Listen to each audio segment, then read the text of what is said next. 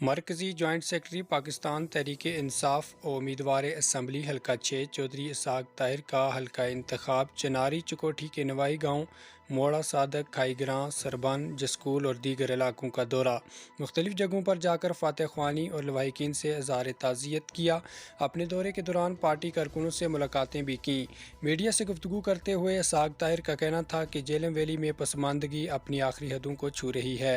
تحریک انصاف اقتدار میں آ کر علاقے سے پسماندگی کا خاتمہ اور عوام کے مسائل کو ان کی دہلیز پر حل کرے گی۔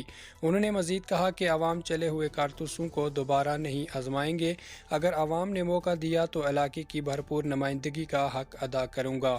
اس موقع پر سینئر رہنما P T I Jhelum valley شیخ صادق چودھری، اسرار، مشتاق چوہان، افتخار چودھری اور دیگر بھی ان کے ہمراہ تھے۔